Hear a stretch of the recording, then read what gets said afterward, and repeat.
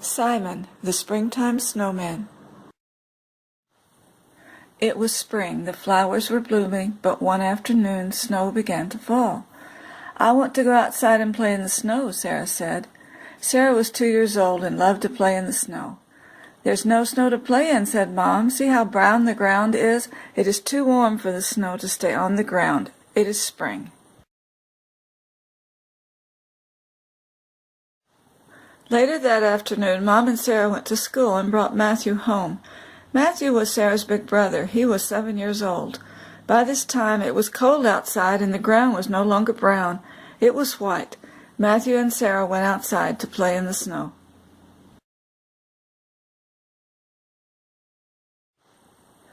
They played with trucks and they made snowballs and threw them at each other.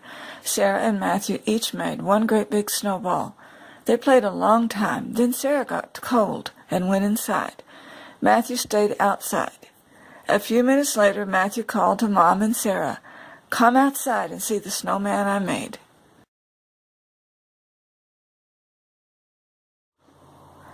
Mom and Sarah went outside. Matthew's big snowball was the bottom of the snowman. Sarah's big snowball was the middle.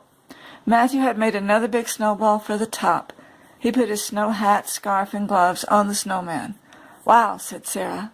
"Let's name him Simon," said Matthew. "Simon the Springtime Snowman," added Mom.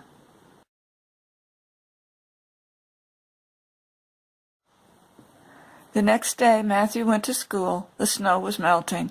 Sarah and Mom went outside to play in what was left of the snow.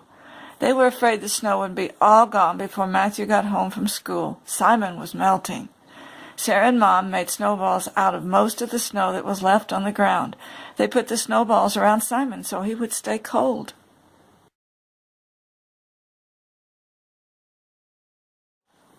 Sarah didn't want Simon to melt before Matthew got home. She wanted Matthew to get to see him again. Sarah got her camera and took a picture of Simon for Matthew, just in case Simon was all gone when Matthew got home.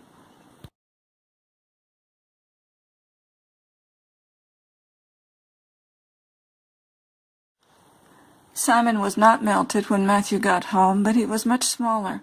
Sarah and Matthew went outside and played with what was left of Simon, but he wasn't as much fun to play with as before. The ground was muddy instead of being pretty and white.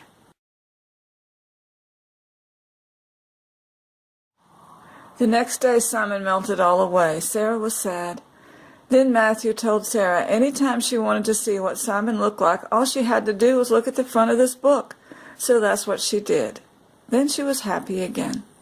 The end.